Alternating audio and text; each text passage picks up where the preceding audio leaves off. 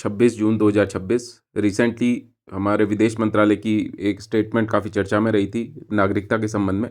तो पासपोर्ट के संबंध में नागरिकता मान्य है या नहीं है, ये सब बातें थी। तो बहुत अच्छा आर्टिकल आया हुआ है, एक बार देख लेते हैं। भारतीय पासपोर्ट को आमतौर पर देश की नागरिकता का सबसे मजबूत दस्तावेज माना जाता रहा है।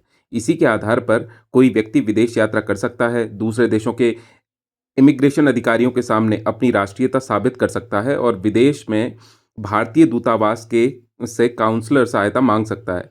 ऐसे में विदेश मंत्रालय का यह कहना कि पासपोर्ट नागरिकता का निर्णायक प्रमाण नहीं है, स्वाभाविक रूप से लोगों को चौंकाता है। सवाल यह है कि यदि पासपोर्ट, आधार, पैन या मतदाता पहचान पत्र भी अकेले नागरिकता साबित नहीं कर सकते, तो एक भारतीय अपनी नागरिकता कैसे सिद्ध करेगा? बहुत अच्छी बात है। पासपोर्ट पर विवाद क्यों है? पासपोर्ट अधिनियम 1967 के तहत सामान्य नियम यह है कि भारतीय नागरिक को पासपोर्ट जारी किया जाता है। आवेदन के बाद पासपोर्ट प्राधिकरण पहचान, पते और अन्य तथ्यों की जांच करता है। यदि आवेदक भारतीय नागरिक नहीं है तो पासपोर्ट देने से इनकार किया जा सकता है। मगर जो धारा 20 है, इस कानून की धारा 20 है, केंद्र सरकार को असाधारण परिस्थितियों में गैर नागरिक को भी पासपोर्ट या यात्रा दस्तावेज जारी करने की अनुमति देती है। तो यहाँ से ये विवाद खड़ा होता है। अब इसमें अदालत क्या कहती है? अदालत कहती है, न्यायालयों ने कई मामलों में पहचान, निवास और नागरिकता के दस्तावेजों में अंतर किया है।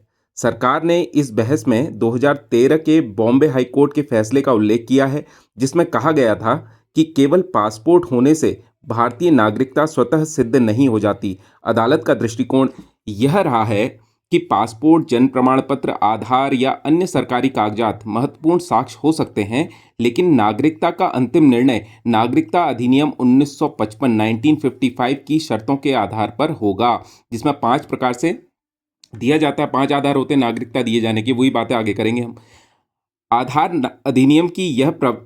आधार अधिनियम में यह प्रावधान है कि आधार संख्या या उसका प्रमाणीकरण अपने आप नागरिकता अथवा निवास का अधिकार नहीं होता।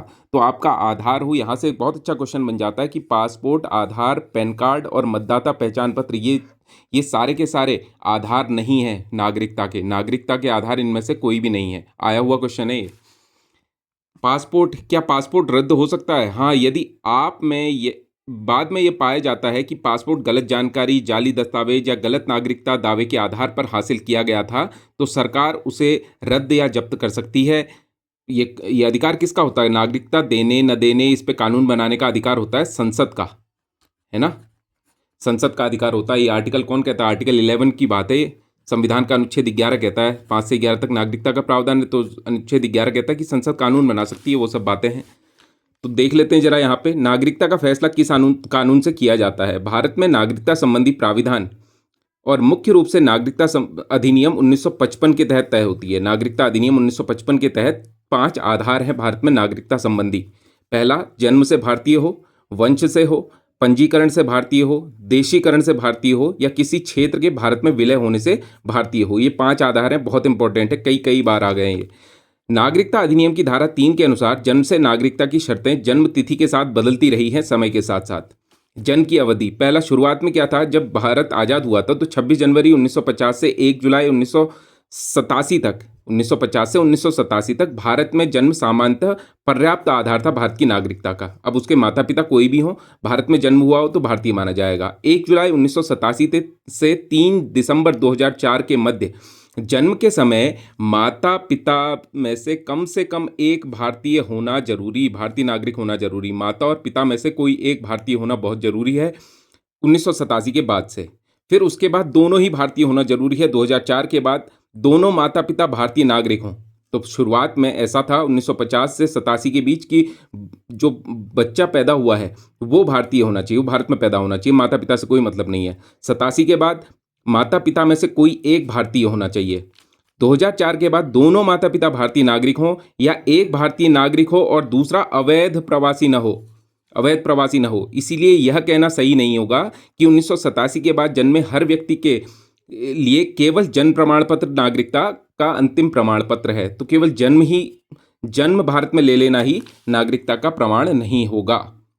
फिर उसके बाद हम एक कानून रिसेंट का देखते हैं। 2019 में आया था एक सीए सिटीजनशिप अमेंडमेंट एक्ट, जिसके तहत ये काफ़ी विवादों में अभी भी चल ही रहा है। तो हिंदू, बौद्ध, जैन, सिख और पारसी, ईसाई, मुस्लिम नहीं है इसमें। ये जो विदेशों में रह रहे हैं, पाकिस्तान, बांग्लादेश और अफगानिस्तान, तो उनके भारत की उनको नागरिकता देने संबंधी प्राविधान के तहत ये कानून लाया गया था, CAA 2019। थोड़ा सा इंपॉर्टेंट है, ध्यान रख लेना।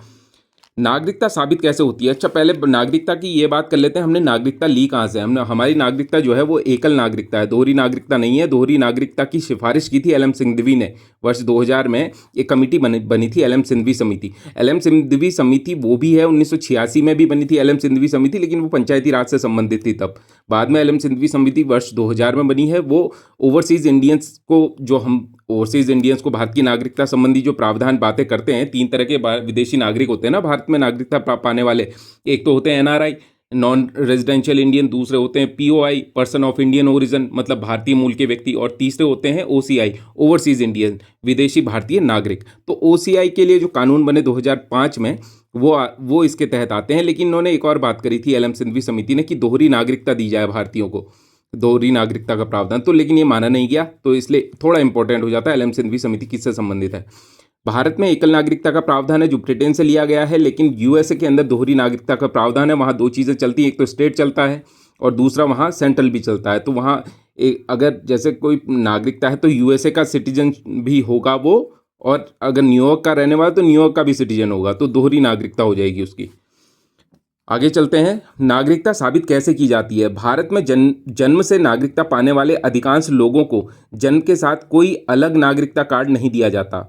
इसीलिए विवाद की स्थिति में अक्सर एक दस्तावेज नहीं बल्कि दस्तावेजों का पूरा क्रम देखा जाता है। इनमें शामिल ये चीज़ें हो सकती हैं: पहला, जन्म प्रमाण पत्र; दूसरा, माता पिता के जन्म, नागरिकता या पहचान संबंधी रिकॉर्ड; तीसरा, पुराने मतदाता सूची रिकॉर्ड; चौथा, स्कूल प्रमाण पत्र; पांचवा, भूमि, निवास, पारिवारिक वंशावली से जुड़े दस्तावेज; 6, पासपोर्ट, मतदाता पहचान पत्र, पैन और आधार जैसे सहायक दस्तावेज; 7, पंजीकरण या देशीकरण से नागरिकता पाने वाले के लिए नागरिकता प्रमाण पत्र। नेक्स्ट, पंजीकरण या देशीकरण के जरिए भारतीय नागरिकता पाने वाली व्यक्ति के लिए सरकार द्वारा जारी नागरिकता प्रमाण पत्र सबसे प्रत्यक्ष दस्तावेज होता है। नागरिकता अधिनियम में संदेह की स्थिति में नागरिकता प्रमाण पत्र के लिए भी प्रावधान है। तो ये बहुत अच्छे आधार हैं। ये सारे आधार जब मैच हो जाते हैं तो उसके बाद भारत का नागरिक की पुष्टि हो जाती है। आधार भी बहुत कॉम्प्लिकेटेड है क्योंकि बहुत बड़ी जनसंख्या है भारत की, तो हर किसी के लिए कानून सेपरेट बनाना और ये आधार को ही केवल मेंशन कर देना इतना सिंपल नहीं है ना। तो ये सारे आधार अगर मैच हो जाते हैं, इसीलिए तो इतनी दिक्कत आती है, इतनी प्रॉब्लम क्यों आती है कि कोई जैसे स्मृति ईरानी ही अपनी कॉन्स्टिट्यूएंसी में नागरिकता नहीं मिल पा रही है उसे, मतलब उसका रिकॉर्ड ही गायब है। तो ऐसे लोगों को भी मतलब नागरिकता में दिक्कत आ सकती है क्योंकि ये सारी चीज़ें रिकॉर्ड चेक किए जाते हैं। अब इसमें कुछ चीज़ें छूटेंगी तो वहाँ पे से नेम डिसमिस कर दिया जाता है, तो इसीलिए इंपॉर्टेंट हो जाता है। कुछ चीज़ें इंपॉर्टेंट है, जैसे भारत की नागरिकता अगर 3 तरह के मैंने बताया कि विदेशी भारतीय होते हैं। अब ज़्यादा चर्चा नहीं करूँगा, थोड़ी बहुत ये ध्यान रख लेना ये बातें कि भाग 2 संविधान के अनुच्छेद 5 से 11 तक नागरिकता का प्रावधान है। कोई भी व्यक्ति अगर 7 साल से ज़्यादा समय से भारत में रह रहा है, कोई व्यक्ति 7 साल से ज़्यादा समय से भारत में रह रहा है, भारतीय मूल का व्यक्ति, उसके लिए 7 साल से ज़्यादा समय से भारत में रहना जरूरी है, कंटिन्यूस, तब वो भारत का नागरिकता लेने का अधिकारी हो जाता है, प्राधिकारी हो जाता है। कौन? POI, person of Indian origin. दूसरी चीज़, मतलब भारतीय मूल का व्यक्ति, कोई व्यक्ति 7 साल से लगातार बाहर रह रहा है, विदेश में रह रहा है, भारत में नहीं रह रहा, तो उसकी नागरिकता हटाने संबंधी, भारतीय नागरिकता समाप्त किए जाने संबंधी आधार ये हो सकता है कि वो 7 साल से बाहर रह रहा है तो उसको नागरिकता कैंसिल कर दी जाए। दूसरी चीज़ ये है, भारत की नागरिकता को किस आधार पर समाप्त किया जा सकता है? या तो वो भारत की नागरिकता ही छोड़ दे, परित्याग कर दे, पहला आधार। दूसरा, पर्यवासन कर दे, मतलब एक जगह से दूसरी जगह ट्रांसफ़र हो जाए, यहाँ से चला जाए और बताए ही ना कि वो चला गया है और बहुत लंबे समय तक 7 साल तक वो भारत ही ना आए। और वंचना के आधार पर अगर संसद ही उसकी नागरिकता कैंसिल करना चाहती है तो 3 आधार ये हो गए: परित्याग, दूसरा पर्यवासन मतलब ट्रांसफ़र, यहाँ से चला जाए, और तीसरा संसद के किसी कानून के आधार पर उसकी नागरिकता समाप्त कर दी जाए।